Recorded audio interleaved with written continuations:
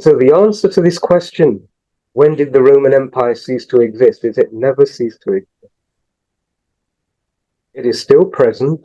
It is still recognized as an independent state at the United Nations. I can diminish my forces because the people will be enslaved themselves. So he studied the scriptures that they were all fighting over. They were all writing little gospels and demanding that everybody accept that they were the word of some divinity who had spoken to them. And he gathered them all together in Nicaea.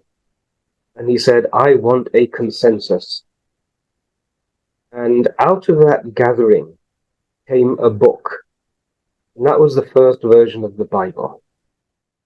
Many, many years later, Goethe, a German philosopher, would write that none are so hopelessly enslaved as those who falsely believe themselves to be free. And Voltaire made a similar sort of a statement where he said, if you can make people believe absurdities, you can make them commit atrocities. Now, in the United Kingdom and in Western nations, secularity was so important. Those countries used to be dominated by a theocracy, where the priesthood made the laws, the priesthood passed the judgments, the priesthood controlled public taxation in the purse, and the priesthood decided what you could and couldn't do. It was dictatorship. Namaste, Vidya, Pandit. good morning. Jai Shri Good Krishna, morning. Jai Shri Ram. Yeah. Jai Shri Ramji. Pandit is also with us, and we can start with a brief introduction from Vidya ji, and then we can carry on with the program. Vidya ji. Yeah, sure. Namaste and a very good morning and a warm welcome to everyone here. It's with great joy and pride that I introduce our speaker for today, Pandit Satish K. Sharma, MBCS, FRSA, who wears several hats and is known in social media circles as the British Hindu. Pandit ji is a senior management and data security consultant, a mathematician, a yoga acharya, a dharmic theologian, a TEDx speaker, a community leader of Sanatana Dharma, a renowned scholar, an author, and most importantly, a Pandit of dharmic traditions. Pandit ji, who is a British citizen, was born in Punjab, India, but raised and educated in the United Kingdom. In the 1960s, his family, as a part of Britain's movement to rebuild itself after the post-war recession, migrated to the UK. Pandit ji went on to be grammar school educated in the East Midlands of the 70s and was the first in his family to become a university graduate, graduating in economics and finance from Loughborough University. Pandit ji, who is into teaching yoga and meditation since 2002, has taught in the UK, Ireland, other parts of Europe, the USA, Israel, as well as India. He is deep into Indian spirituality and has a strong presence on the religious scene. In 2018, Pandit ji was awarded the title of Dharma Samrakshak, that is the custodian of Dharma, by the Council of Sages and Saints, that is the Dharma Rakshana Samiti in Rishikesh, and has spoken extensively on Dharma in several settings that include universities, colleges, temples, and the parliament. He has been authorized to speak on the 6 darshanas of Indian philosophy when he was made a Dharma Samrakshak. Being a teacher of Jnana Yoga as well as Vishada Yoga, Pandit ji has worked with quite a few people struggling with depression, hypertension, etc. Pandit ji served as the General Secretary of the National Council of Hindu Temples UK and has contributed greatly towards this cause, having been appointed as one of the 2 lead Hindu chaplains, NHS and police. Pandit ji went on to work extensively with the All Faiths Network and the British Sikh Consultative Forum and was even bestowed the honour of being the chair of City of London Interfaith. Pandit ji has represented the Hindu community at national events like the Remembrance Day, etc.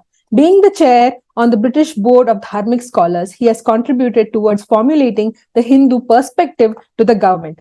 Currently, Pandit ji is serving as the director of the Global Hindu Federation by helping create an ecosystem for educating, advocating, and arbitrating on behalf of the Hindu families that follow dharmic traditions.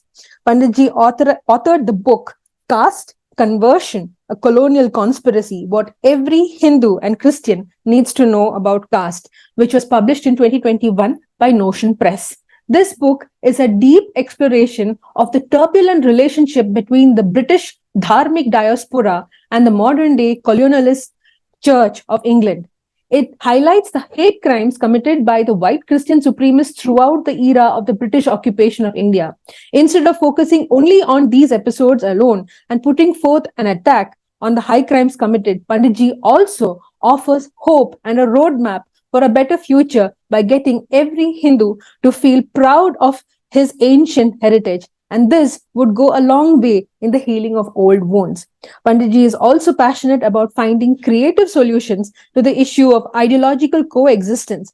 His immense experience of working across religious identity fault lines has gone on to create change for the better for all communities.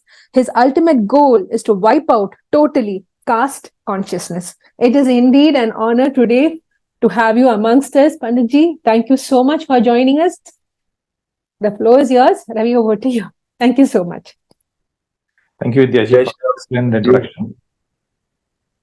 And Panditji, as we have discussed, the topic is the freedom of religion and belief. I'll hand over the mic to you. When you finish your presentation, let me know. We'll open it up for questions. The mic is yours. Thank you very much, Ravishankar ji as well. And Vidya ji, thank you for that overly detailed introduction. I hadn't realized that my life had been so full, and now having listened to your little description, I'm feeling really aged, because I must be aged to have had so much experiences and so much done in the last few years. But age is just a number, as they say. So thank you so much for inviting me. And before I jump in, I'd just like to express my gratitude to the Satyameva Jayate team. I've been doing a little bit of research and I've become familiar with the work that you've been doing. And I'm so impressed and so obligated. You know, each and every member of our Hindu community has an obligation to step forward and contribute our voice. And sometimes we're hindered, sometimes we're prevented, but eventually those few determined, resolute voices find a way to come together and to start to help us identify who we are, clear some of our misconceptions, build community, build friendship, and then eventually create a platform from where we can share dharmic perspectives to our own family and to members of other people's families. So amazing work, Satyameva Jayate. I also hope at the end of our session that your numbers and followers increase and they don't diminish. If they do diminish, do let me know. But thank you so much. Freedom of religion and belief. Now that was a subject that we've chosen, but before we jump into it, I'm going to do what every good air steward does before a journey is embarked upon, and that's just share a few warnings, caveats, a little bit of guidance, and again point out emergency exits. So I'll just start. This way of conversing, we're going to conduct our conversation using dharmic ideals and frameworks. Now, this sort of a subject used to be spoken about by people who were mature adults in a framework whereby the intention was to establish a deeper understanding and for everybody who's a participant to have contributed something, but also to have taken something. So when the conversation was concluded, knowledge had been refined, it had been churned, some butter had been identified, and then it had been shared amongst the groups. And that's the way in which we conduct our conversations, especially when we're dealing with subjects which potentially can be controversial, can be triggering, they can be emotive, sometimes they can be disturbing. So before we jump in, that's the first aspect. This is a conversation for consenting adults who are mature enough to be responsible for their own feelings.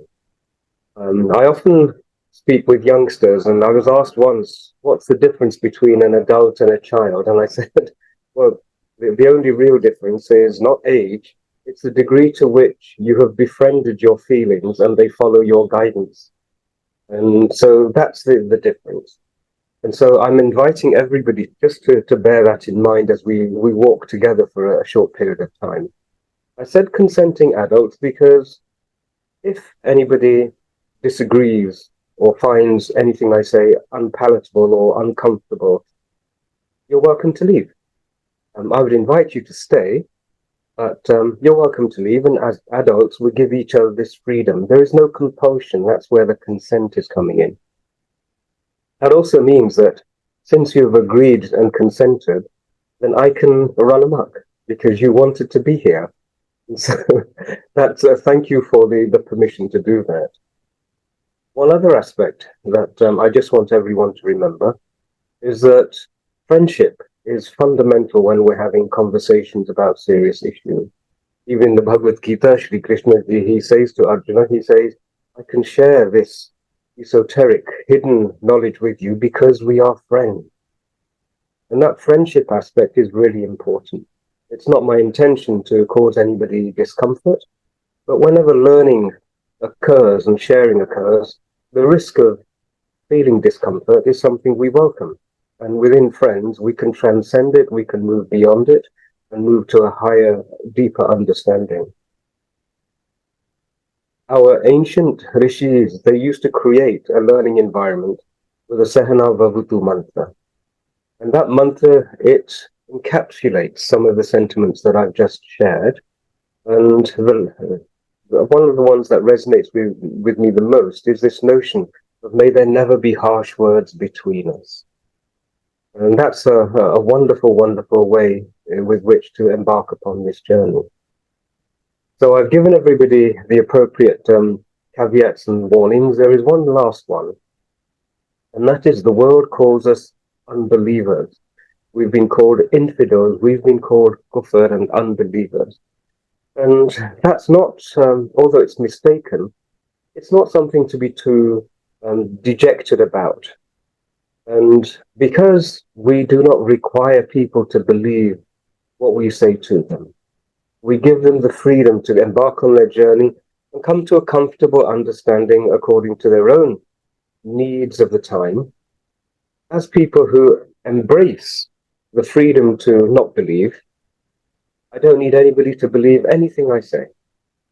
If there is something I say and you find it reprehensible, disagreeable, please don't feel discomforted that I want you to believe anything at all. I don't.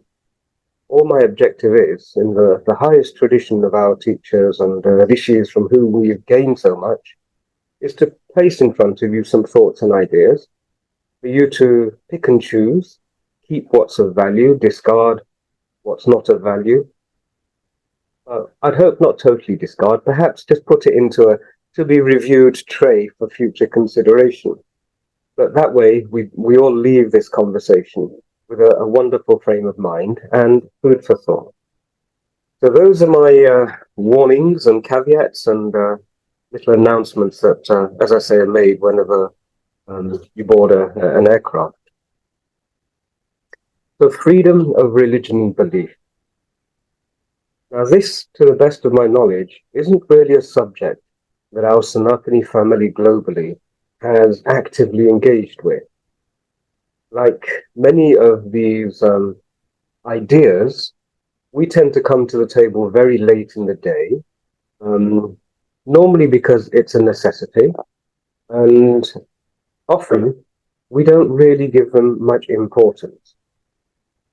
Freedom of religion and belief, however, I've chosen that as a subject because it's my conviction that in 2024, this is going to become a major issue for the Sanatani family everywhere.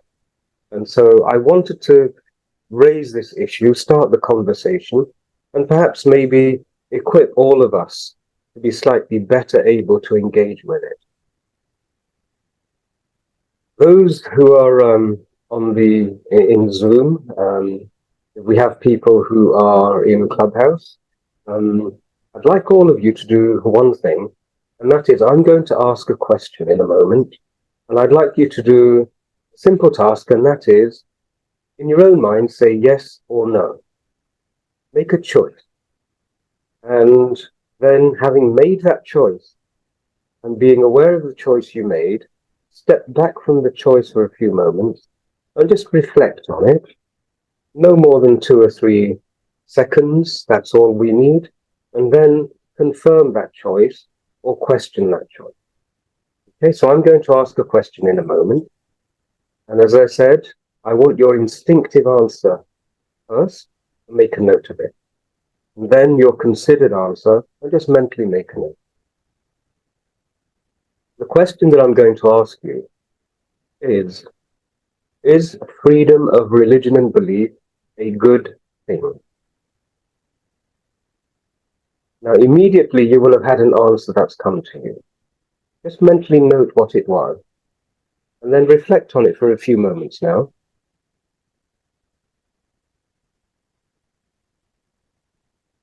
Some of you may have agreed still and thought yes.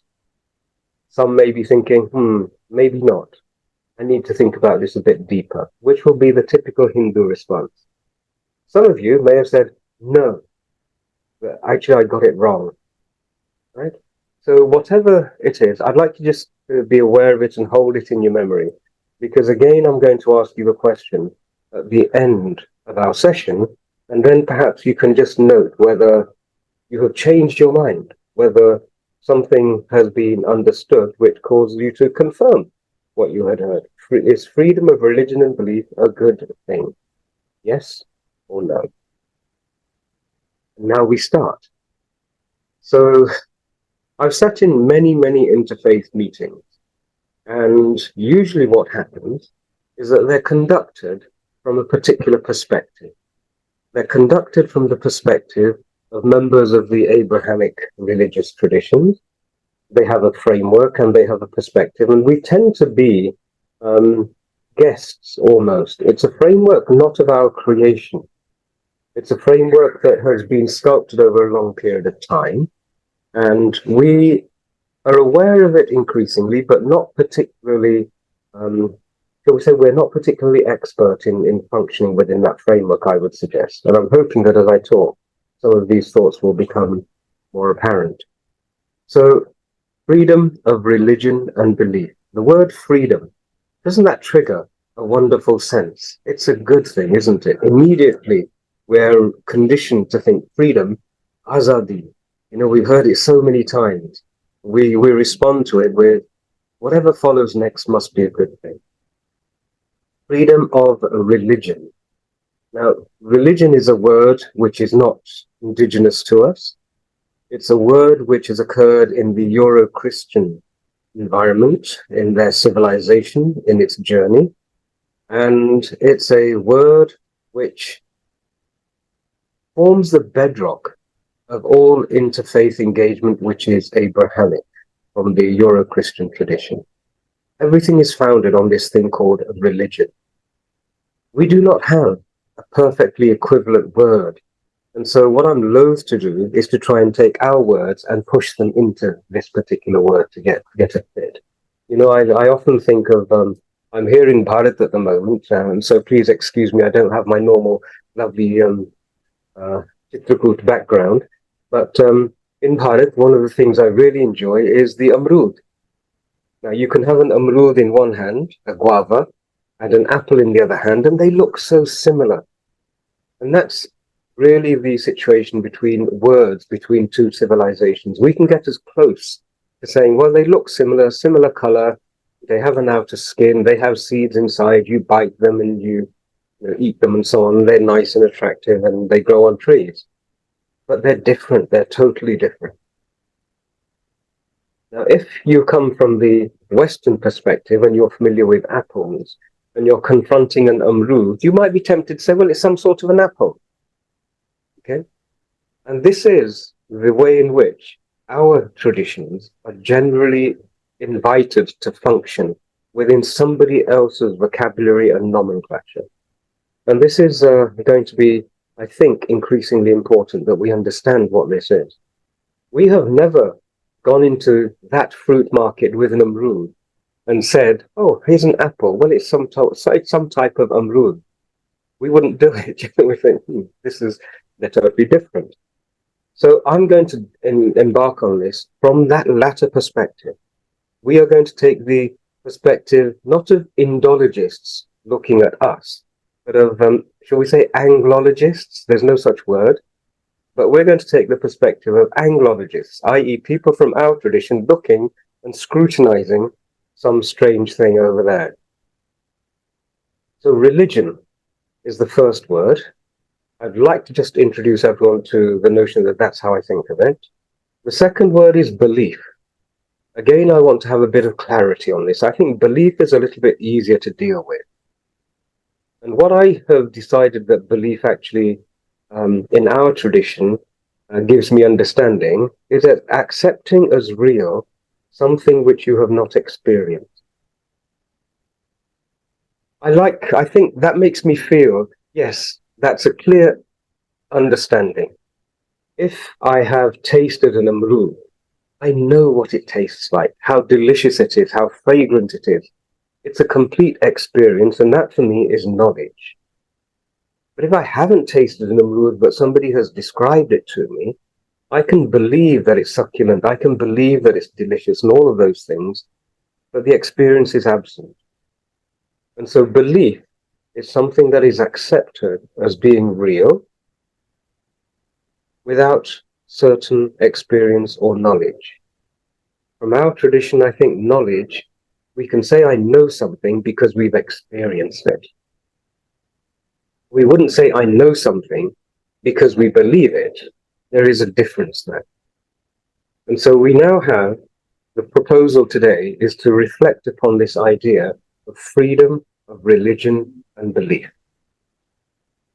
I'm going to place it into context as to why I think this is important and why something is happening and we're not at the table.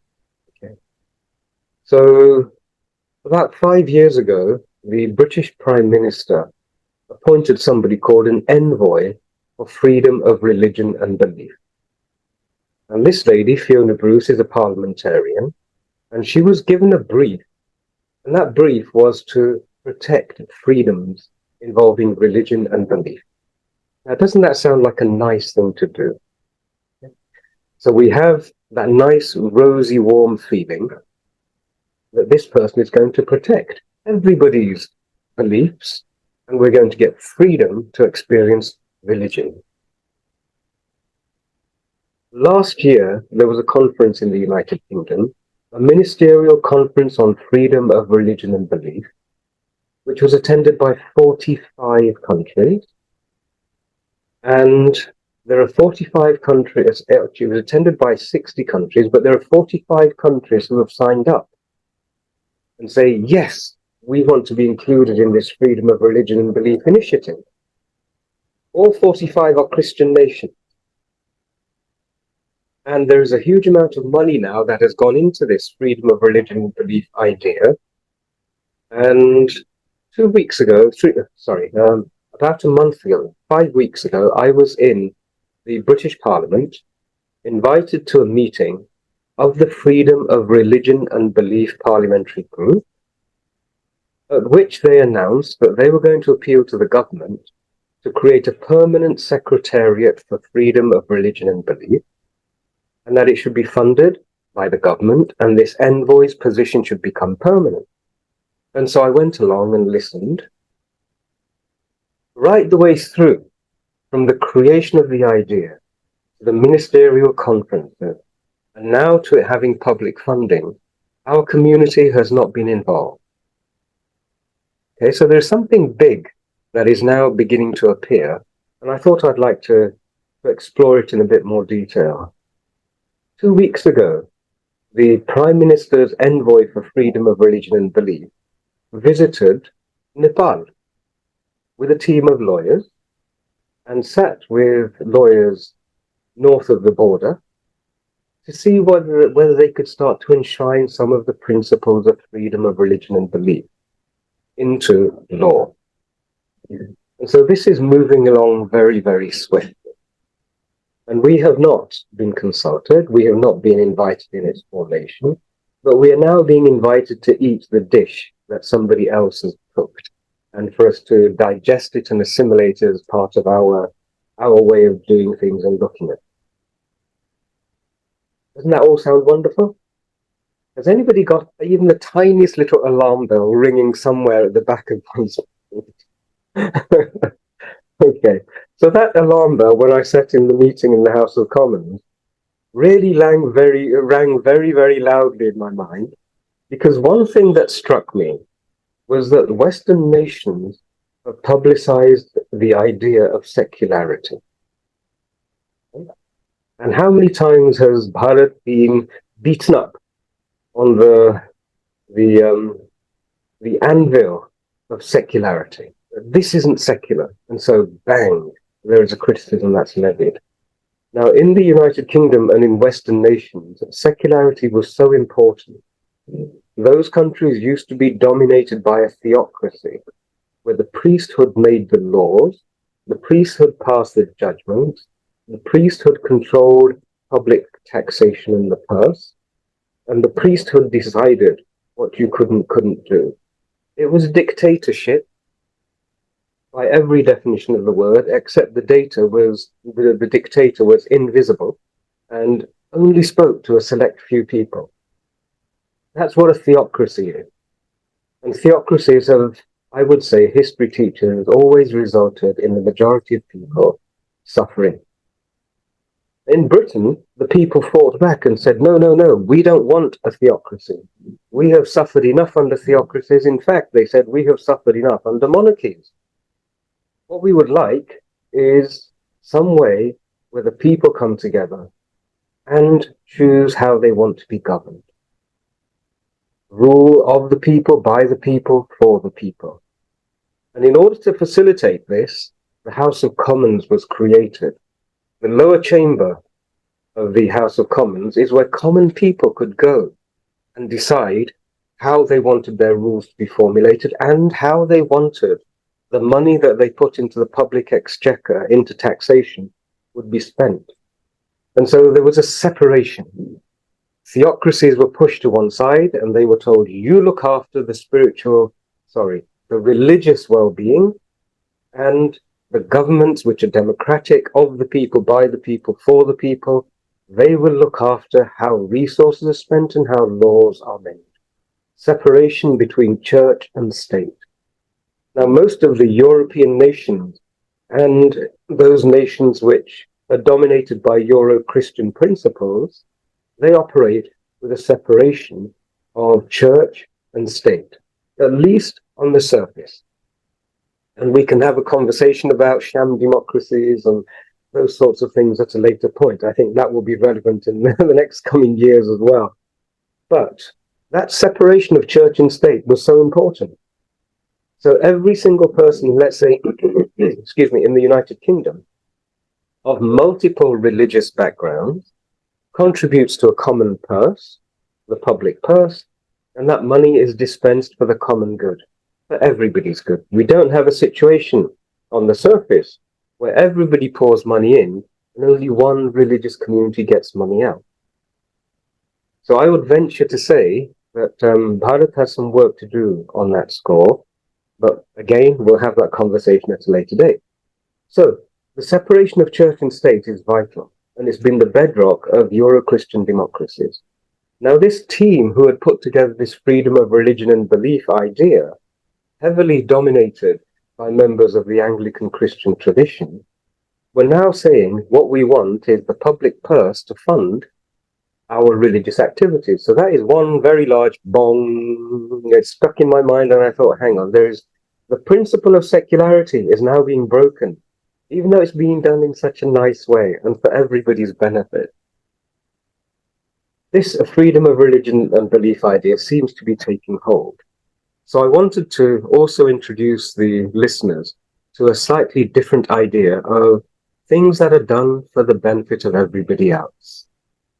Because again, like the word freedom, it has a very warm, fuzzy, pink, nice, comfortable feel to it, that it's done for the greater good. But I think it's about time that especially the Sanatani family started to look at things which are done for their good with a bit more of a critical eye.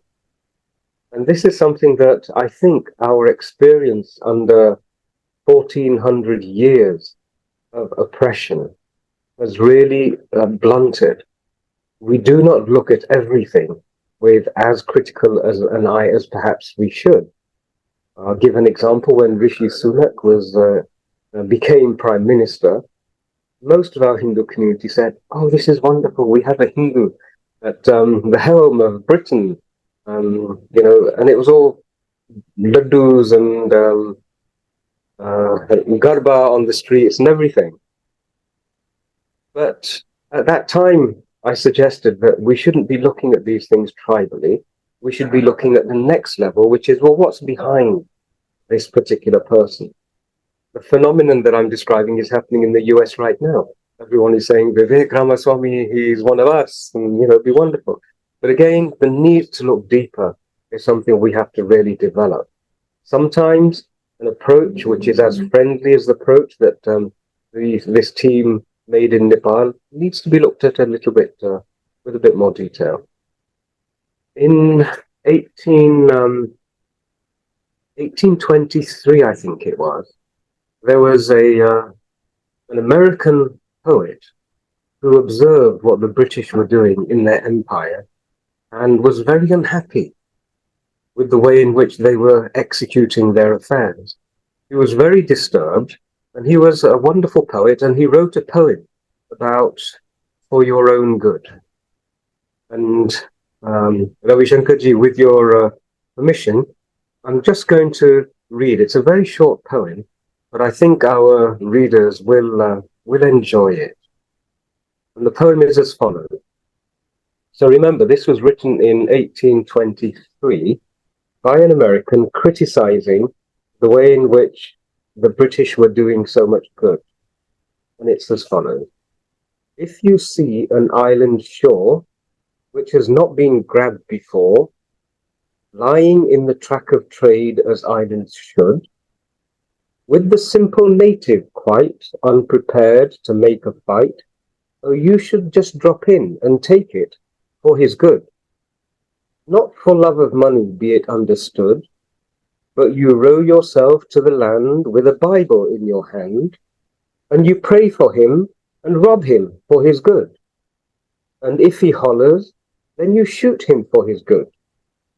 Or this lesson I can shape to campaigning at the Cape, where the Boer is being hunted for his good. He would welcome British rule if he weren't a blooming fool. Thus you see it's only for his good.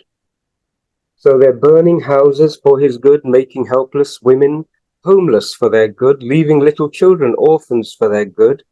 In India there are bloody sites, blotting out the Hindus' rights, where we've slaughtered many millions for their good. And with bullet and with brand, desolated all the land. But we did it only for their good. Yes, and still more far away, down in China, let us say, where the Christian robs the heathen for his good. You may burn and you may shoot, you may fill your sack with loot, but be sure you do it only for his good. If you dare commit a wrong on the weak because you're strong, you may do it if you do it for his good. You may rob him if you do it for his good. You may kill him if you do it for his good.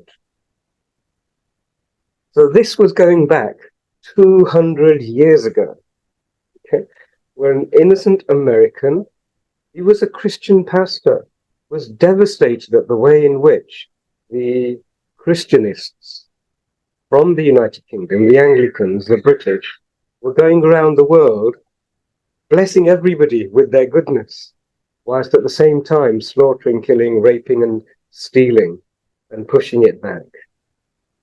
So this is a phenomenon that I think we really need to start becoming aware of. It's no longer of benefit to us to be of such a Dyalu nature that Atithi Devo Bhava only works when you can differentiate between an Atithi and a Shatru. And I think we need to start to move into that space. So that's the frame of mind with which I started to interrogate this idea of religious freedom, freedom of religion and belief. So this thing called religion, from our point of view as Anglologists, looking, I'm going to trademark that word. You all heard it here first. Anglologists are non-Anglos who go and study the Anglo civilization And if anybody wants to start that study, the Angles were a really hostile tribe in northwest Europe. And the whole of the Anglo sort of psychology came out of northwest Europe. So if we take on our Anglologist's hat, Vidya, wearing this hat, let's have a look at this thing called a religion. We don't need to equate Amrud and apple. So religion is from the Euro-Christian vocabulary set. So let's look at where it came from. And I thought to myself, is there a date in time when perhaps we could say this is when religion started? And I have a date. And the date that I'm going to offer, and I'm more than happy to be corrected and for somebody to come up with a better date. I have absolutely no attachment to pretty much anything that I say to you. And if somebody can improve on it, we all benefit. But the date I'm going to submit is the date of 325. Okay? 325 AD is the date when this thing called religion started. Many people in the audience may have noted that 325 AD was the date in which the Council of Nicaea was convened by the Roman Emperor Constantine in response to a problem that he had, which I'm going to expand upon. And out of the Council of Nicaea came the Nicene Creed, the first statement of religious law that this is the way in which religion is going to function, and this is what it means to be a member of our religion. Prior to that, there were Hebrew scriptures, but they weren't religion in this sense. So what happened in AD 325? Imagine you're Emperor Constantine and you're sitting on your throne in Rome, and you have got this vast sprawling empire going way across to the west, all the way to the shores of this really hostile little island called Britannia, where these wild people live wearing animal skins and beating each other over the head with thigh bones of antelopes or deer or something. Huge empire. And you've also got a massive army to keep this empire under control and to enforce taxes. It's a big global enterprise. One of the first multinational corporations was the Roman Empire in that sense. And he had a huge problem. The soldiers were demanding more and more. The income coming into the coffers of the treasury were getting less and less. And the natives, the slaves and everybody else were becoming very, very irritated and agitated. And it was becoming harder and harder to hold this thing together. And so he looked across his Roman Empire, and in a tiny corner, a place called Judea, there was something strange which he'd not noticed before. And he noted that in that corner, there groups had formed, and these groups were actually fighting each other and killing each other and willing to die in these battles for ideas. And he thought, this is really strange. Normally battles are for land or to seize somebody's livestock, or in those days to seize women or whatever it was. It was very rarely death because of an idea. So he thought, this is a little bit strange, and sent people to scrutinize what's going on there. But what he came across was a phenomenon whereby people could actually be convinced to take life and give life in the defense of an idea. Life had suddenly been demoted to the preservation of an idea for which people had no proof. People were killing each other for beliefs. And he thought, well, this is very interesting. Many, many years later, Goethe, a German philosopher, would write that none are so hopelessly enslaved as those who falsely believe themselves to be free. And Voltaire made a similar sort of a statement where he said, if you can make people believe absurdities, you can make them commit atrocities. Okay. So Caesar, Constantine, sitting there, decided, I need to know what's going on with these people, because if I can find a way to enslave people without them even knowing it, if I can get them to take beliefs on board and they delude themselves into slavery. I don't need my army anymore.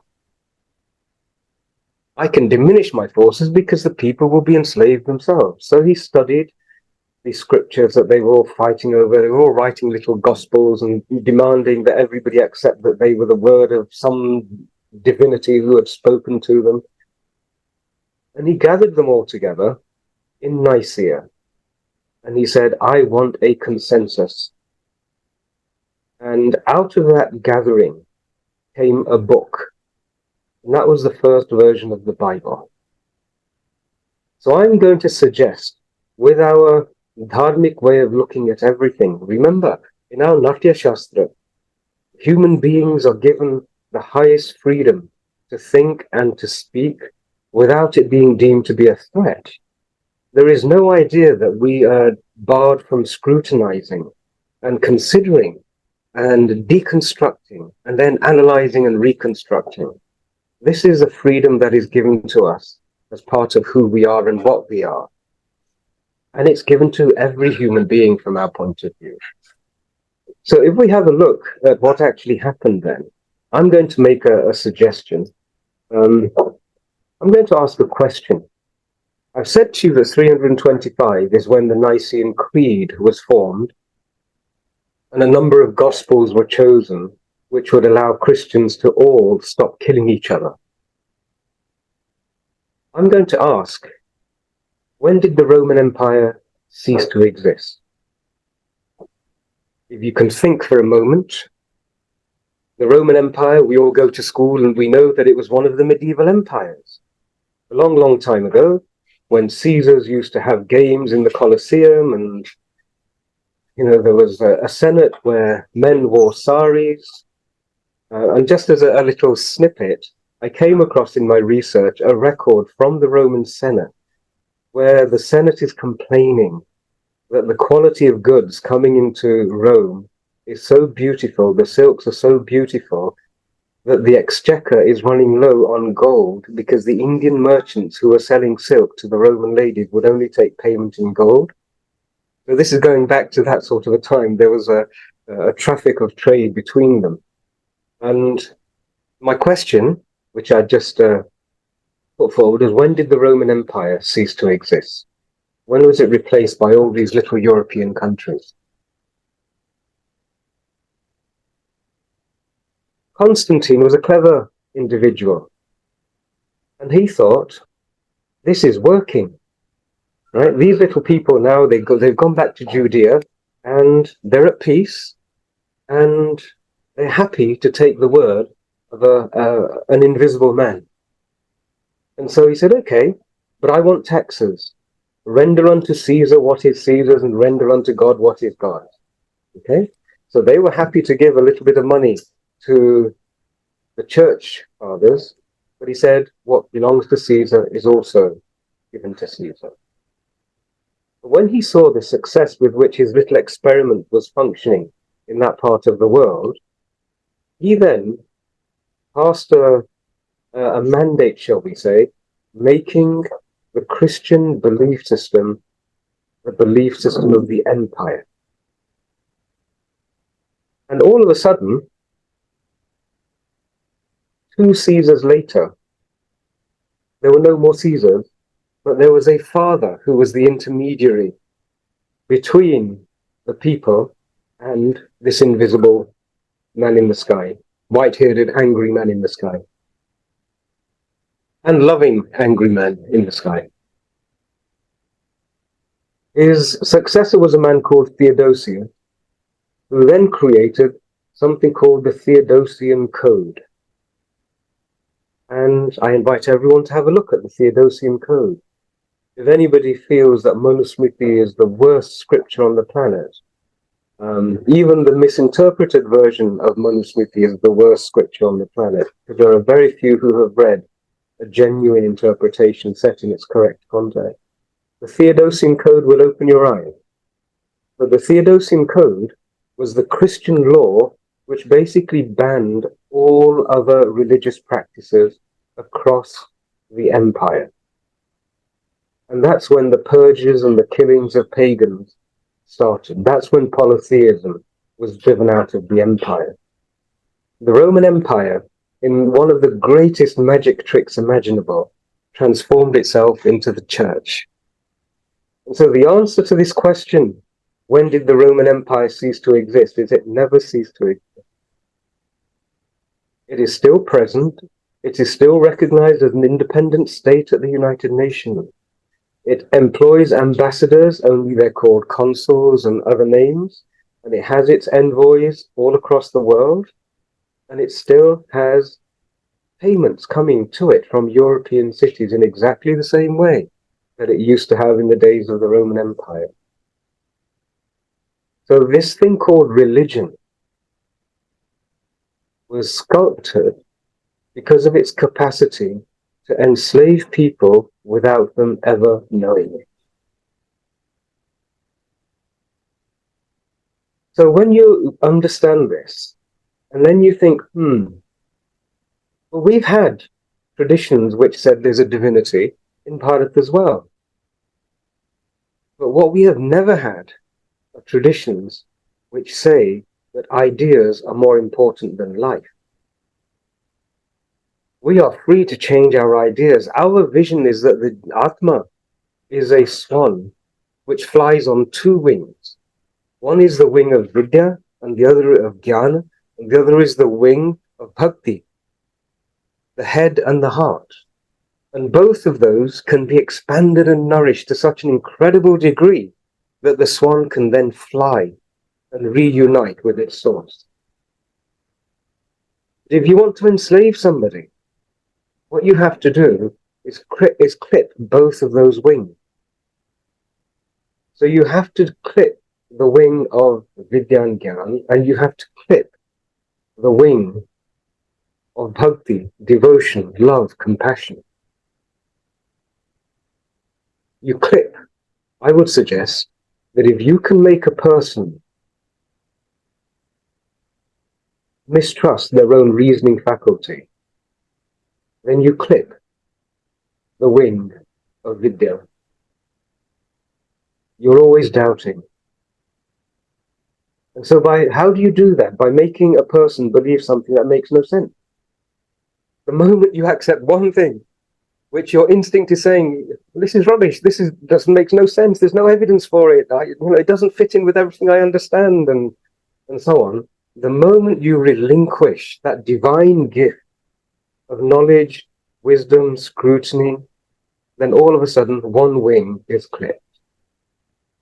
And how do you clip the wing of compassion? We've seen how to clip the wing of the head, of the thinking apparatus. What about the feeling apparatus, the hidayam? You clip it by guilt.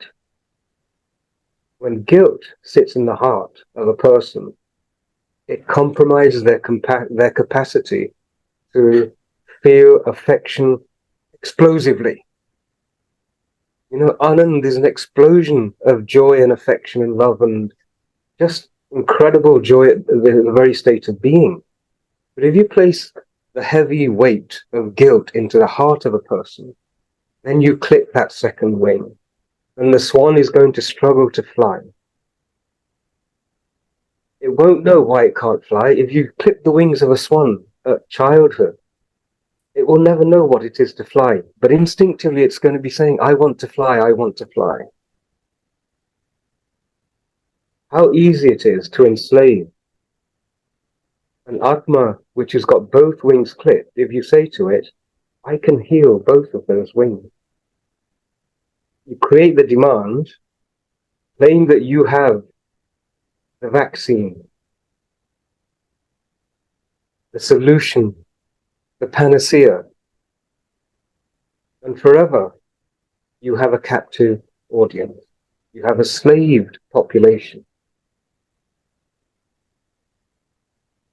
I hope I'm not going too fast. Normally when you have a conversation, you can see the faces and the eyes of the people you're talking with. In our tradition, we do everything Upanishad, which means sitting close by, because it's not just a voice to ear sort of an exchange. It's an exchange which happens between faces and smiles and expressions and frowns and all sorts of other means. But those are suggestions that I'm putting forward as to what this thing called religion is. Often people say to me, but Bharat has welcomed all religions because Sarva Dharma Sambhava, and all religions are equal. And I say that's not true. We have welcomed people because we recognize that all people are divine. We're not too concerned about the noisy ideas that rattle around in their heads because we have always held the capacity to heal those wings that are clipped. People used to come from every corner of the world, and they still come from every corner of the world to Bharat. To, what's the word they use? To find themselves. Okay? When reality is that what they want is peace of mind and joy in their heart. What they want is for both of those wings to be healed so that the actual purpose for which a swan exists, which is to soar in the highest sky, it is something they can realize. Now imagine somebody as cunning as Constantine, 1,000 years later, has this vast sprawling empire. And then all of a sudden they come across a civilization which has been protected by mountains to the north and oceans to the south. A safe space where incredible food falls from the trees, where amrud exist and where mangoes grow in abundance, so that the climate was so conducive to life that people did not have to fight in order to sustain themselves. The environment itself was so naturally generous in food that people could then sit back and explore what it was to exist, to explore what it was to be a human being, to dive inwards and say, well, what is it that I am? I've opened my eyes here, and it's great to be here. And one day I'm going to close my eyes, and I'm surrounded by lots of people who are all the same. They're going to open their eyes, and one day they're going to close their eyes. We don't know what happened before. We don't know what happened afterwards. But I want to go from the beginning to the end with as much joy, and I don't want to cause anybody any suffering, because I can see that my joy is lessened when I cause something else to suffer. So that's the way in which I want to go through life. But I want to understand why. And our journey was to turn inwards and to say, okay, if we want to understand why we exist, let's understand what it is that we are. When we know what we are, we might get an idea of what our purpose is. Imagine an archaeologist walking in the desert and seeing something sticking out of the sand. In order to define and understand what the purpose of that artifact is, the archaeologist would scrutinize it. He would subject it to scrutiny. Does it bend? Is it sharp? What's it made of, etc.? And in this land protected from the north by mountains and from the south by ocean, a culture grew up based upon people understanding what they were. And when they understood what they were, they knew who they were. It wasn't belief-based, it was scrutiny-based. This is why we are a darshan-based tradition. When you're a darshan-based tradition, you want to see it, to know it, not to believe it. And so we are a darshan, experiential-based tradition. And imagine if you are in charge of an empire where you have imprisoned a huge population into believing, into doubting, into fearing, into being guilty, and you're taking 10% of their income. And you come across a civilization which says, whoa, hold on a minute. You can know everything. And you can feel joy without limit. What do you think would happen? The first civilization has no choice. It would experience a moment which I call a Duryodhan moment. Right? Duryodhan was absolutely clear that he would not give the Pandavas the amount of land that would fit on the pin of a needle, the point of a needle. Why? Because their ideology, their darshan, their understanding, which was dharmic, would create so much joy and prosperity that eventually, without a doubt, it would destroy his vision and his control, his desire to dominate. So I'm going to very respectfully suggest, purely remember, we're only telling each other stories. Okay? I'm not suggesting that this is something I want you to believe. I would suggest that this Roman emperor would say, how do I set about enslaving these people? Right? These guys are great. They've created these massive monuments, and my God, they produce ships which sail to Africa in the 1800s and even before then. They produce the finest silks, garments that their women wear, none of which are the same. I don't believe that there are two saris in history which are identical. And their art and their literature is amazing. And they have so much gold. They have rubies, they have diamonds, they have gemstones. I want all of these things. And my biggest worry is if my own population gets infected with their joy for life and with their harmony, with the very fact of being, mera kya hoga? So in this hypothetical scenario, either I would invade them.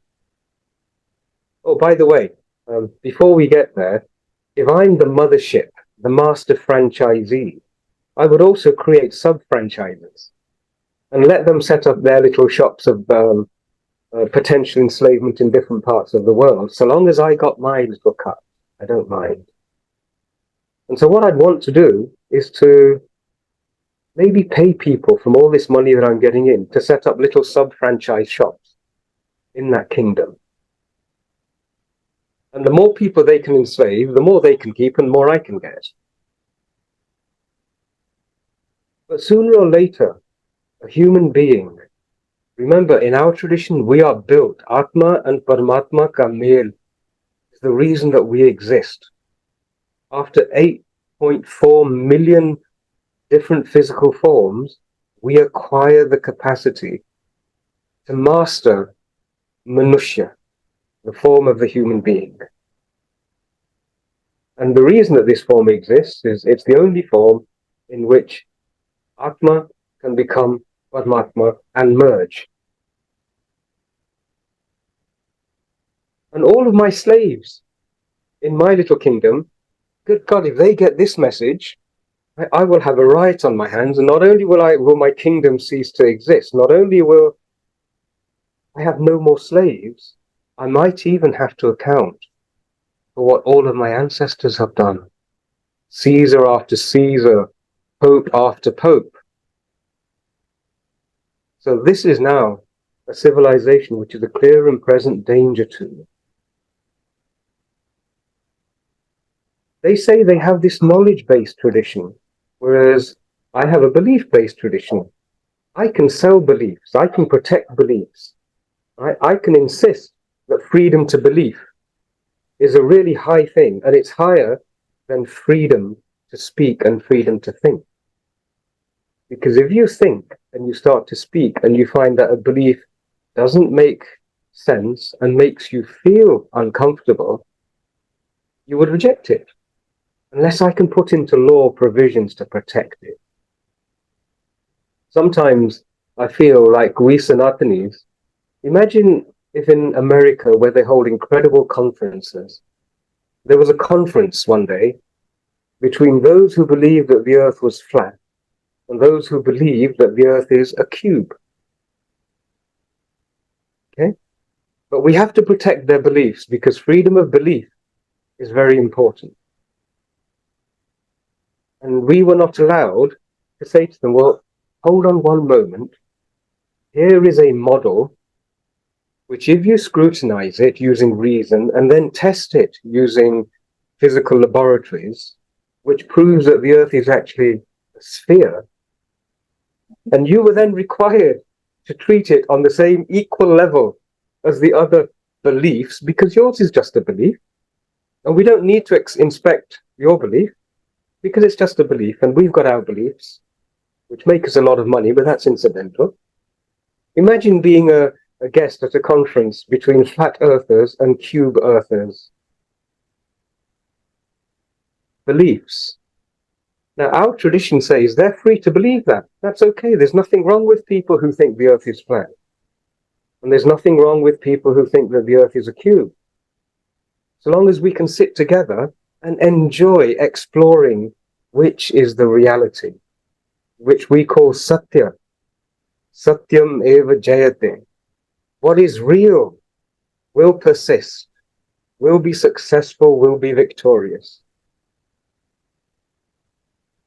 The problem occurs when the flat earthers say, we're going to get rid of you. You're not allowed to question our flat earth theory.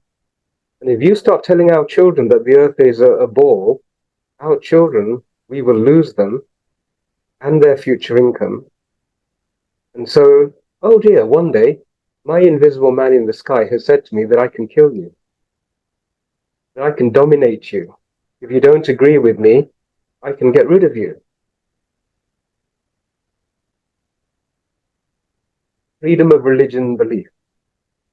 So these are some of the thoughts that I wanted to share. And freedom of religion and belief is coming to Bharat. As I said, it's on the borders. In one way, shape, or form, now that I've painted a picture of history of freedom of religion and belief, it's actually been nibbling at our civilizational doorsteps for a long time. It's also, shall we say, we have a healthy industrial sector of sub-franchisees who are also working in this space within Bharat's borders. And I think that now that we have got some degree of self-confidence, we are finding our voice, we're beginning to reach out to each other, we're beginning to address the transgenerational trauma which our civilizational psyche carries. We are recovering from that very, very slowly. I think it's worth us also now turning the gaze at other traditions in every interfaith forum and sharing our perspectives that we are a wisdom tradition, but we're happy to coexist with belief traditions, so long as belief traditions don't act in a manner which is adharma. And to summarize, if I can give you one statement of how I define dharma, I mentioned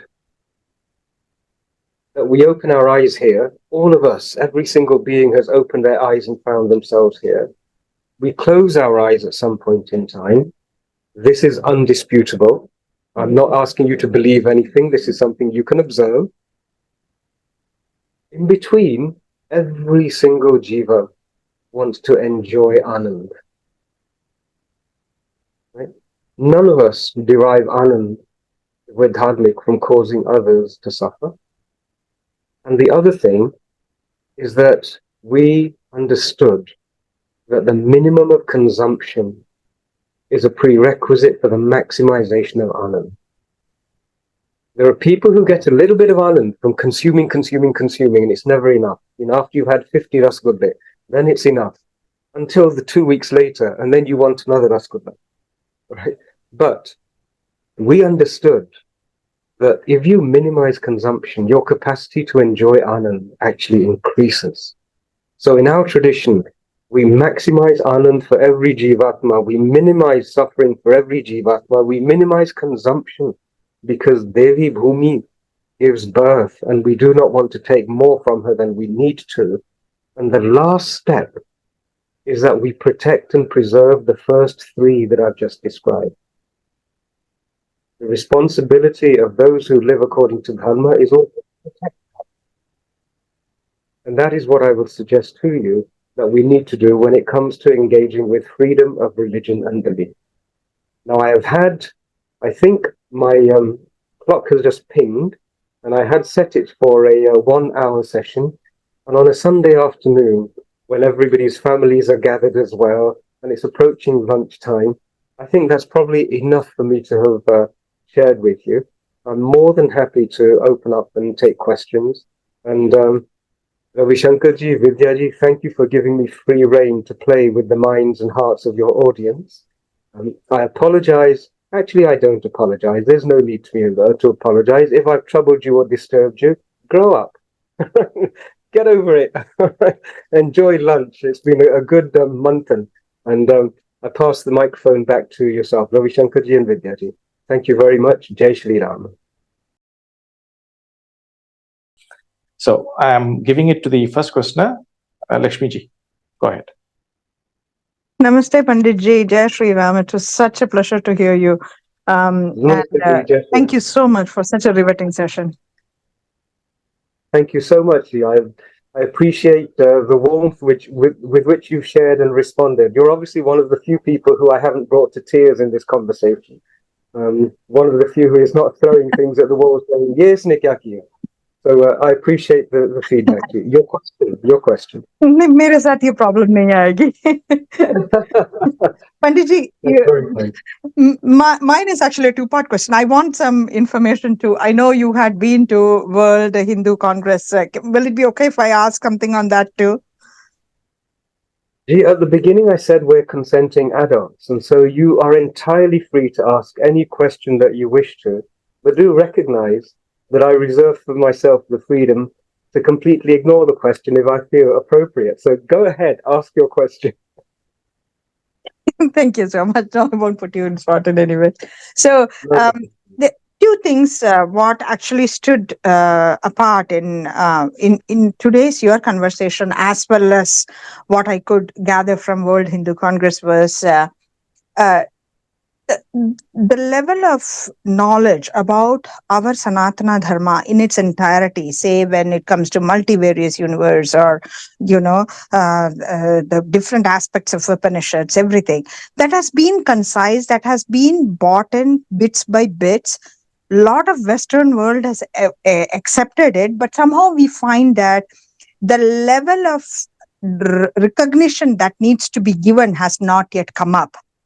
Now the Indians within the Western world, especially people like you, Dr. Rajiv Malhotra, etc., are trying their level best to actually bring it up to the mainstream, as to see many of these concepts, what you have came from here. But how big is the fight? And my second most important question is, how big are the Hindus themselves an impediment for that? Can you highlight on that? Thank you. What an incredible pair of questions to start the conversation with. Wonderful questions. Firstly, this question of recognition. Bhagwan Sri Krishna Ji, he did not give Gita Upadesh to Duryodhana. This is really fundamentally important. And if you've understood the seriousness of what I've presented to you, you will also understand that we feel we function from a non-zero-sum game point of view, because we believe you don't have to take from one to give to the other. Right? So we believe that everyone can benefit, but those who are challenging us, they function from a zero-sum game point of view. And when that's the case, the question always comes to, can you help those who have yet to go on their journey deeper, become more compassionate, with the Duryodhans and so on and so forth? Can you actually achieve that or not? And I don't believe that every single Jivatma, every single human being on the surface of the earth can be transformed from a Duryodhana into an Arjuna. No. If you've been through 8.4 million incarnations, your first incarnation into the human form is actually an animal in human form. You are driven by Kam, and as you evolve, you are then driven by Kam and Arth. You derive Anand from Kam and Arth. And if you only know Kam and Arth and how to get Anand from them, you don't have the value system which says that I shouldn't acquire Anand by causing suffering to other people. If you have a look at the moment, there are two very dominant ideologies, one of which, the adherents to one of which, derive Anand in a purely adharmic manner because they get it from pure calm. They have no sensitivity to the suffering of the other jiva because they have no connection with that jiva. They are not in a dharmic connection. And so when you have people, remember by the way, that the most violent of young men, and if I introduce a moment of seriousness into it, when I reflect on the discovery which somebody made not so long ago when they found a dismembered young Hindu girl inside of a suitcase, it struck me that the person who did that didn't suffer when he was doing it. He was experiencing Anand, which is why he was able to hack at her in that demonic manner. So this is something I think we need to understand, that there are people who derive Anand by being purely adharmic. And the journey to take them from being Anand addicted through Kam and through Arth, those who rob and deprive somebody else of their hard-earned material goods, they get a buzz out of it. They get excitement out of it. And the bigger you are, the more horrific the scale of your adharmic acts, right? The more Anand you look for. I would suggest to you that Iraq was invaded, right? The nice belief that was sold was the search for weapons of mass destruction. There were no weapons of mass destruction, but a huge amount of oil disappeared, a huge amount of gold disappeared, all unaccounted for, and 100 million people suffered. And yet Tony Blair is wandering around and George Bush is very happy, enjoying the fruits of it. If you ask me, is it possible to educate them to a point of view where they will become dharmic? I don't believe it is. And as I said, Sri Krishnaji didn't waste his time in giving the Gita Upadesh to the Kauravas because they were closed to him. And this is just a gentle suggestion. I am not describing a policy. I am not recommending a course of action. This is the caveat that goes at the bottom of all of these talks. Please do not try this at home. So I'm suggesting to you that this might be worth having a thought. We should stop seeking recognition from people who have not been the originators of our darshana. Okay? And I hope you've noticed that I'm fairly clear as to what the boundaries are. I said to you, I'm happy for you to ask any question, and equally, you should be happy. If I decided not to answer it, great. We can still carry on and both be happy. But there are people who insist, and when they insist, they transgress upon another person's rights. And when people insist and diminish the rights of others, then the Kshatriya Tattva, Vishnuji also says in the Gita, I have created 4 tattvas. Right? I have created the Kshatriya Tattva as well. That Varna is created for a purpose. And that purpose is to derive Anand in protecting the other 3 Varnas and in serving Dharma. There's a reason that it's created.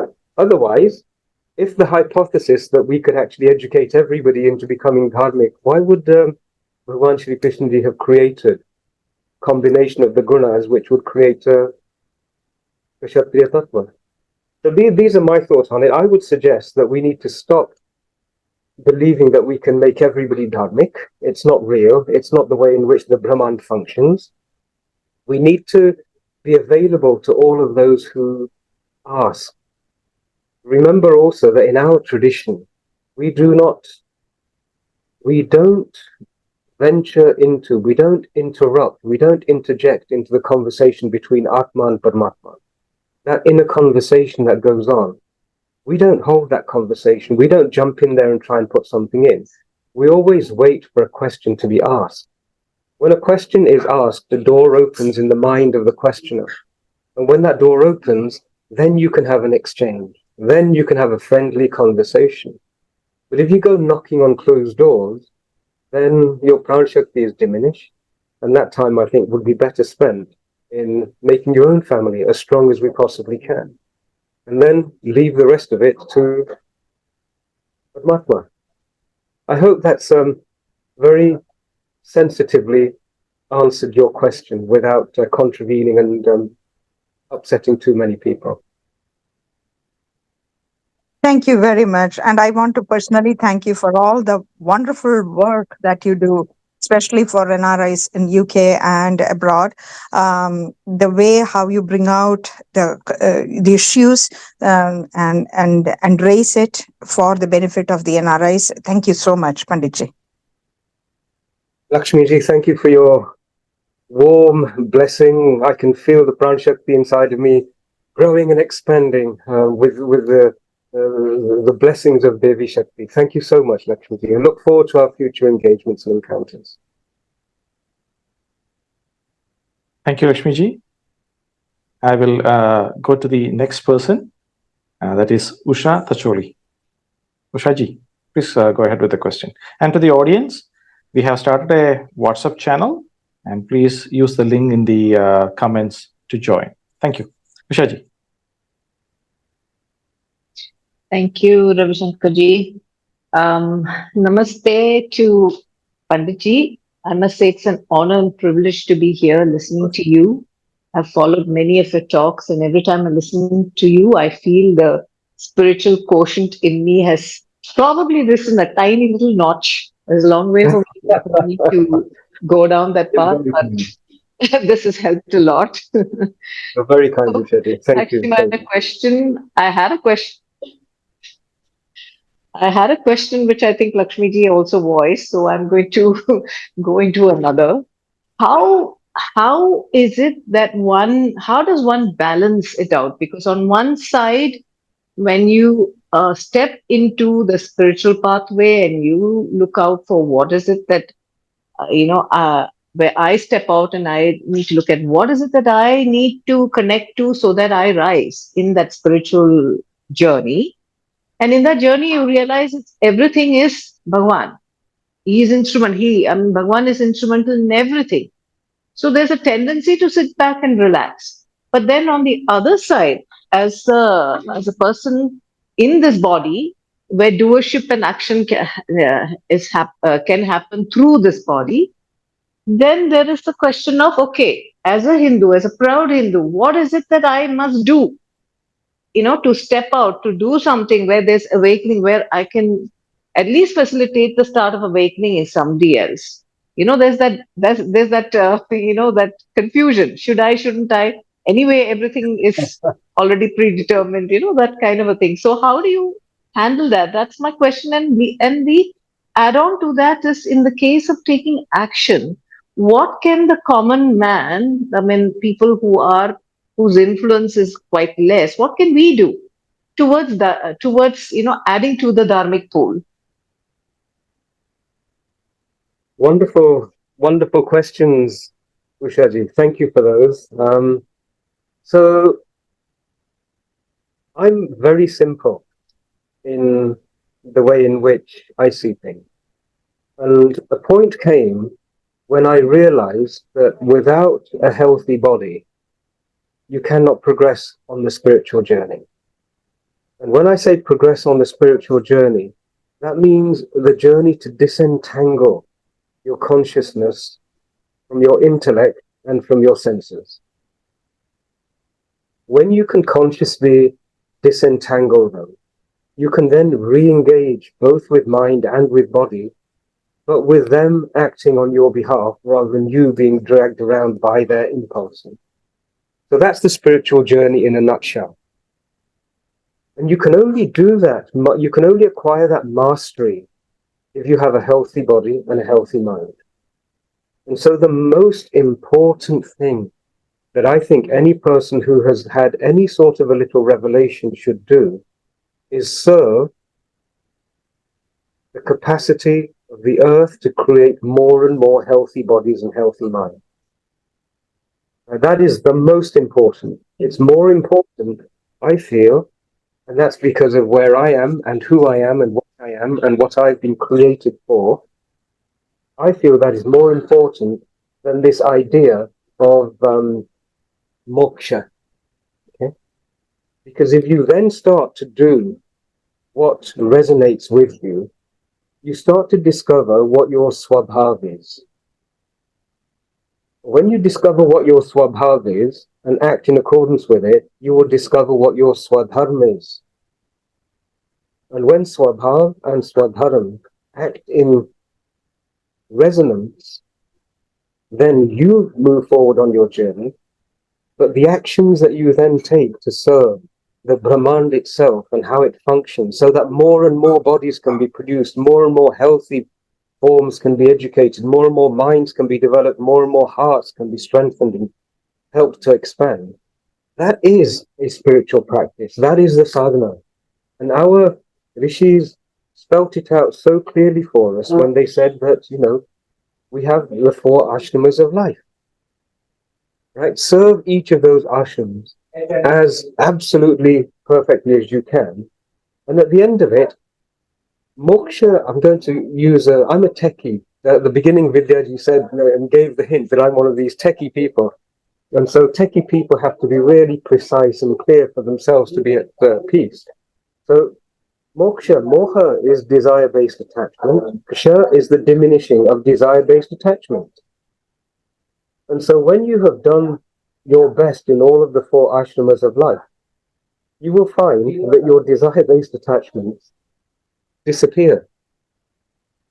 And a time comes when you have been there, done that, got the t-shirt, and you don't want to be there, do that anymore, and you don't even need the t-shirt anymore. That's moksha, right? Desire-based attachments are finished, and then disentanglement. You don't want the 51st rasmalai anymore. You don't need anything. You don't need to be in front of people and feel their warmth and receptivity. You have disentangled from everything that comes through your physical form to you. And that's moksha. And it happens perfectly naturally because we exist for it to happen inside of us. So long as we look after the bodies that we are given, that we look after bodies where we can influence them with our custodianship, and we look after Devi Bhumi, the most important of all, so that she can create more and more healthy bodies, so other people can realize they are not bodies. The last thing I would say is please don't look for big things to do. It's remarkable. Our Hindus, we underestimate the cumulative impact of an infinite number of small dharmic actions. Okay? A tsunami is a body of tiny droplets. So please don't think that you have to do anything dramatically spiritual. I had no intention. In fact, in my little book, I write at the beginning that I'm a reluctant public figure. I'm a reluctant author. I didn't want to speak on these things. It was never an ambition. It was never a plan. And yet what happened is that when I started to do some of these things, 10 years ago now, 2013, and I thought, well, I'll do this for a year or two, sort out this caste issue, then go back to my normal, nice, quiet life, reading my books and doing my sadhana. And 10 years later, it still hasn't happened. And I have to say, I'm actually very happy that it hasn't happened, because you'll be brought into service where you need to contribute according to your swabhav and your swabhava. And that then is when, in fact, you become a servant of what's happening, as opposed to a person who is trying to make things happen. I hope that's helped a little bit. That's on the basis of what I have seen and felt. It did. I agree. Actually, I agree 100%. I mean, it did. And what it tells me is that when one spends that time connecting within and to the bigger consciousness, what you said, the swabhava and swadharma, it will come to you. And then it's not a step of doing, it's just something that you naturally flow into, is what I get, is what I'm understanding from your this my thing. language A lot of sense. It's giving absolutely. My language was, you will be called into service, right? You will know what to do as it's presented to you without you having to think about it. I'm reminded of something Swami Vivekananda said once after Chicago, his speech in Chicago. He came down and people were saying, oh my God, that was so wonderful. An amazing speech, the best speech we've heard, and so on.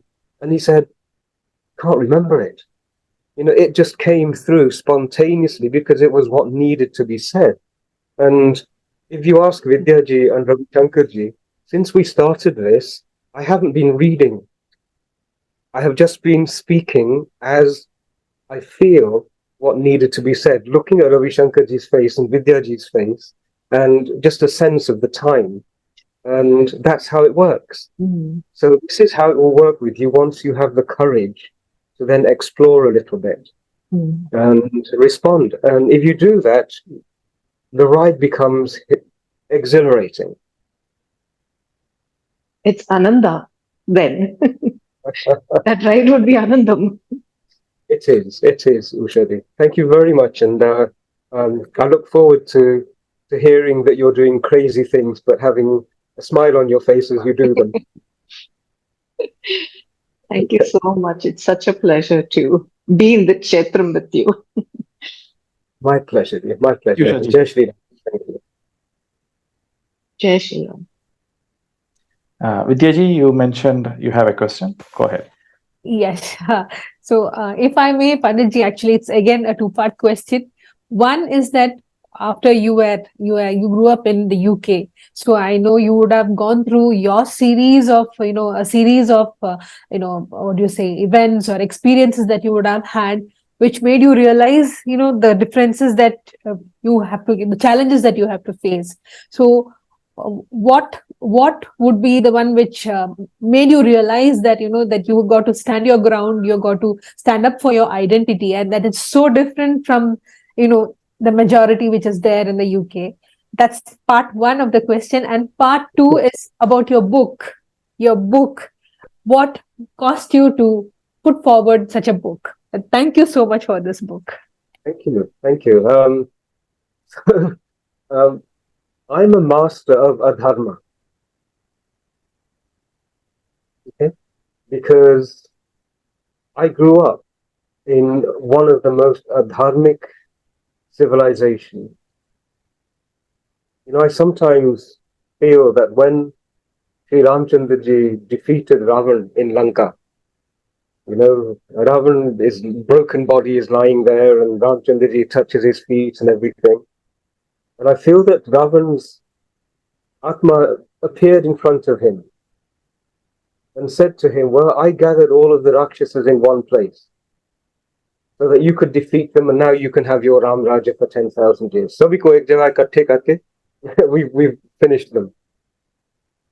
In fact, it's reminded me of a poem which my father said, and I thought was a wonderful one. He was trying to teach me that there is nothing good and nothing bad, that there is adharma and dharma. And he said, I remember him saying that when Ravan is in his throne room and Surpanakha comes to him and says, look what's happened to me. That Ravanji, he then says to her, जिस एक अकेले व्यक्ति ने 14,000 योद्धा संहार दिया, तो निश्चय ही ये सत्य है, नारायण ने अवतार दिया। वो हरि है, मैं हरि भक्त हूँ, बैर का नाता जोड़ूंगा, बंधन जन्म जन्मांतर के मैं इसी जन्म में तोड़ूंगा। मौत नहीं है, मोक्ष है ये, बैर नहीं अनुराग है ये, भगवान हो तीर भी उनका हो, भक्तों के लिए सुहाग है ये. And so even at that stage, our teaching is that there is dharma and adharma, and there's a continuous to and fro. And so when Ravan had been defeated, I feel that he said to Sri Ramchandraji, he said, you can now have your Ram Rajya for 10,000 years, but I've already chosen another island on the other side of the world, and I'm going to establish my Asur Sena again, and we will go to every corner of the world and destroy dharma wherever we find it.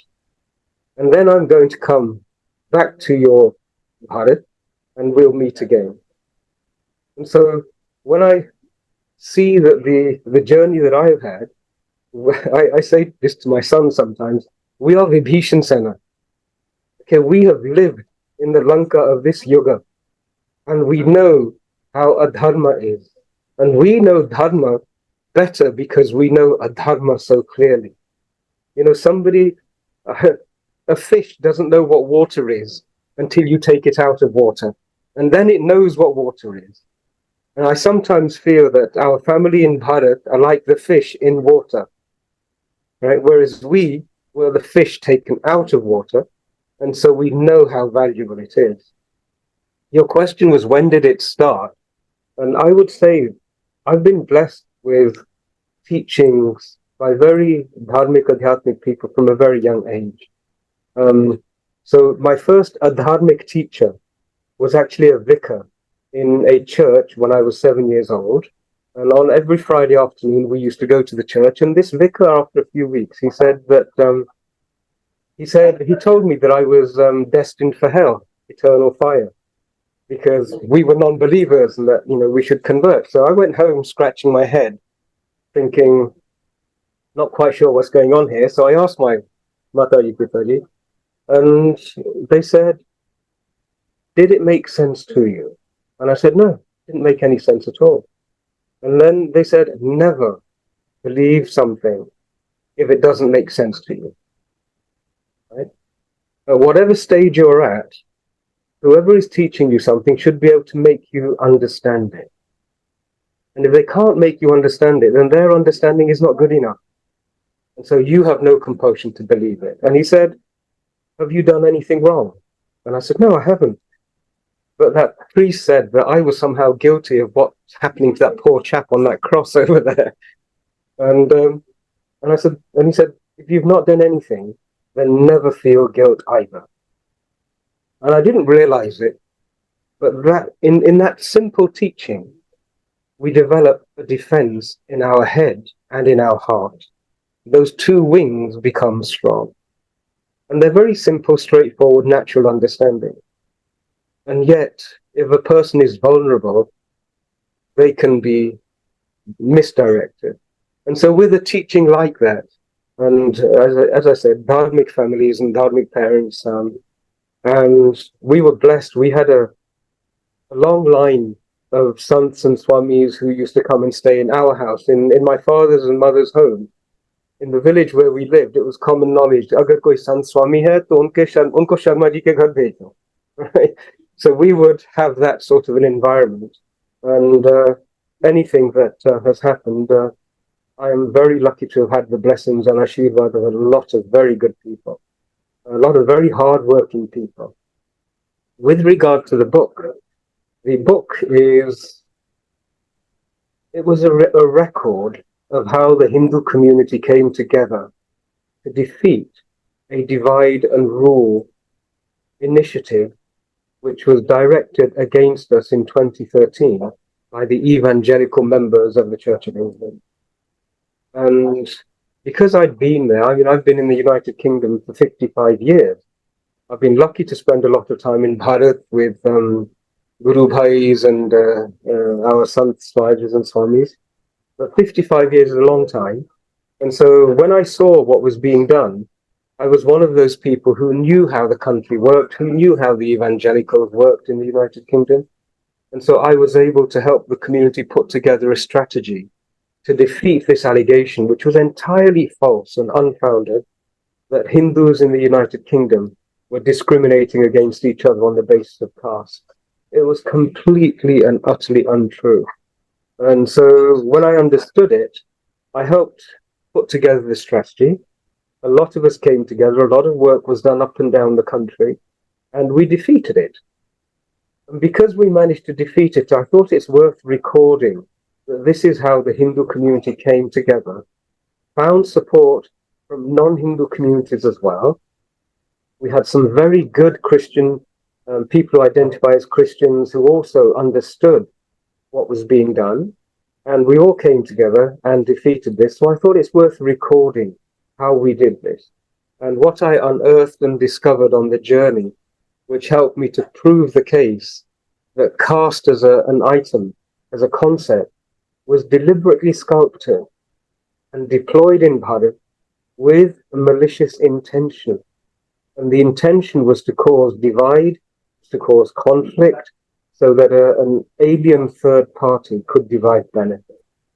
And so all of that evidence I popped into that book. I'm a fellow of the Royal Asiatic Society. And this is how Paramatma's Leela works, right? I'm a fellow of the Royal Asiatic Society, which is a group of historians looking at historical records, sadly, most of which were stolen from Bharat during the Anglican occupation of Bharat.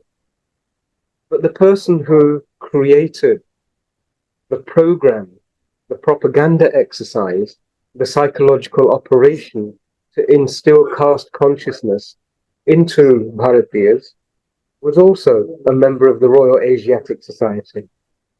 And I have his records of how he did it, and it was his records which I then included in this book, which is why at the top of the book it says that caste was created and deployed on the 4th of January 1844.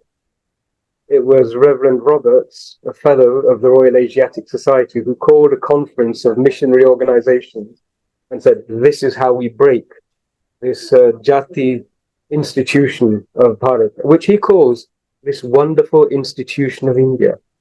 And so the book records all of that, and I've shared it with many Christian friends, I've shared it with many Hindu friends, and each and every person who has read it has felt invulnerable to if they're Hindus, to the allegation that Hindus are casteist and that caste is a Hindu phenomenon. They have the evidence and the understanding to be able to move beyond it. And the Christian friends who have read it, they've been shocked and horrified, and also have felt that they need to act in some manner to bring all of us together, because this is an old divide and rule program which is still running. And I'm here in Bharat at the moment, and when I hear so many of our political agitators and analysts, and they're all talking caste this, caste that, and I'm thinking they don't know that even today they are carrying out the self-destructive mechanisms which were put in place by a horrific oppressing occupier some almost 200 years ago. So that's why I wrote the book, and thank you for mentioning it, and I would obviously recommend it to anybody and everybody. I think it's an eye-opener. Christmas is coming up. Just imagine the anand you would get in gifting the book on caste to one of your Christian friends. Definitely. Thank you. I will make sure to actually add the link into the description when I post it on the YouTube. Thank you very much. Yeah. Thank Sharmaji, you, Pandit. Sharmaji, last question. There was recently a protest in Bangalore, which was having the slogan, Hindutva se Asadi. And this protest was actually going on again on the basis that Hindutva forces oppose the decriminalization of homosexuality in Supreme Court. In reality, the three Christian organizations, namely Apostolic Alliance of Churches, Trust God Ministries, and Utkal Christian Council. These three Christian organizations had opposed it in the Supreme Court. Nothing to do with Hindutva or anything like that. But the question is, how did we become easy targets? See, I have a lot of experience in being an easy target. As I said to you, I grew up in the 60s and 70s and 80s in the United Kingdom. And it was a terribly racist place. And when you are one brown-skinned child in a school of 400 14-year-old white Christian Irish Catholic boys, I know what bullying is. Every week we were involved in fights and scuffles, and I grew up being called every unpleasant expletive under the sun. So we know the psychology of a bully. And I think it's about time we recognize that this is a very simple mentality. The mentality we're dealing with is not a deeply perceptive, mature, wise, intelligent entity. But we treat it as though it is. We treat it as though it is, and it's just uninformed. And if we inform it, that's not how a bully works. We're talking about playground bullying dynamics. And a bully, at the end of it all, feels lacking in power and feels threatened. And so they use force and violence to impose power. Now, in in my experience, it doesn't stop until the bully realizes there is a consequence of them depriving somebody else of their freedom to be at peace and be tranquil and to engage in the normal daily activities of life. A response is necessary. I'm reminded of Muhammad Ali in his fight with George Foreman, where he's on the ropes. He just keeps taking a battering and battering and a battering. And at the end, he stands up and says, "Hey, I'm still here." And the bully says, "Okay, here, have some more." And the bully only stops when there is a pushback. And so we have to understand how we go about a pushback. And I think this is, for us, a big leap forward in terms of our personality and its healing. Until you understand that a bully stops only when there's a pushback, you will be continuously a victim. And appealing for somebody to come and do the work for you never worked for us in the United Kingdom. Right? It never worked for us as we were growing up. You know, the only thing was that you had to draw the line in the sand and defend that line in the sand and say, this is the limit and nothing else will pass. And what we found, and the Hindu community is finding now as well, is that bullies only respect strength. And so you have to acquire the ability to project strength. And then bullying stops. And remember that dharmic civilizations work on different rules. We dharmic people are collaborative by nature. Because when you are Atma and everyone else is Atma, and there is only one Paramatma and it pervades all of us, then who are you going to compete with? Where is the adversary? This is our darshan. But if you don't have that darshan, then you are a small little flesh body in suit, and you're fighting other little flesh bodies who are after the same stuff that you want. And so they have an adversarial nature. And if you look at the way the West works, the legal system is adversarial, the commercial system is adversarial. Jo jeeta wahi Shivaji. Okay? All right. This is how they think. Right? It's not about the evidence and it's not about truth in a court, it's about who wins. And so you look for the lawyer who's going to win. And so we have to recognize that when we're in an adversarial situation, the rules are different to when we're in a collaborative situation. There's no point in taking a cake to a boxing match. And so when this situation arises, we have to push back and we have to disempower the people who are wanting to harm the indigenous community of this land. Or usme bhi anand hai. I've said to many youngsters who we have this conversation, I said, look, Anand is what it's about. And none of your teachers will have taught you this yet, right? But Yudh mein bhi Anand hai. Okay? And so learn to experience that as opposed to just sitting and going, oh. All right. Definitely wonderful answer. Vidya ji, any follow-up questions? Yeah, it's that's from my end, but it's been. Yeah. Go ahead. Then. I have a question. How has the session been as of now? Well, if that's a question, how did you like it? How did you find the session? I have been delighted to be in your company, and I think between us, we have. I think we've encapsulated everything that's good about our tradition. You know, it's the way in which very mature, sensible people engage, looking at a situation and a subject that could be potentially sartan se juda even. They talk about freedom of religion and belief, and yet that's how those more erratic groups talk about these things.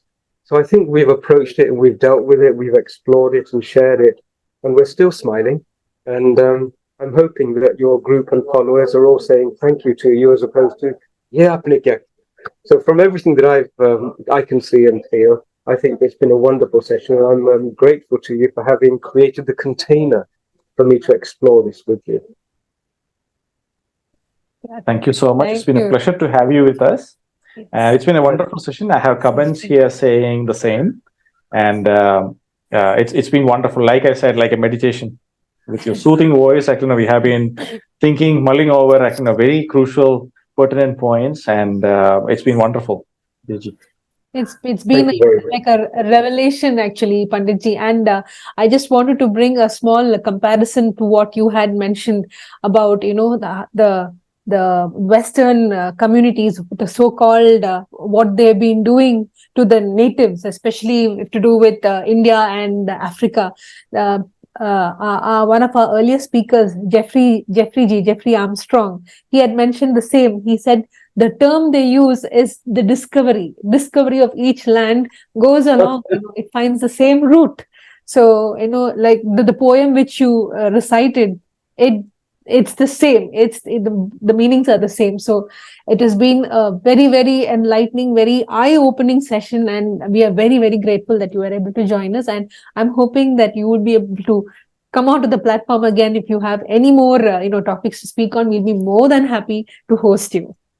Not once. Vidyaji, thank you so much for that. And I know that you've been trying to get me to sit still long enough to have one of these sessions for a while, and I apologize. The last few months have been quite hectic. We had that CAST conference in California, which was a lot of work, and then we've just had Jaipur Dialogues, and I'm seeing there's a wonderful energy arising amongst the Bharatiya community. And it's just a joy to be here in Bharat and be able to do this. So thank you for being persistent and making sure that I participated. And again, I hope that your community and the group also derive some benefit from it. I look forward to doing it again sometime soon. Best wishes. Have a lovely Sunday to everybody. Jai Shri Ram. Jai Shri Ram. Jai Shri Ram.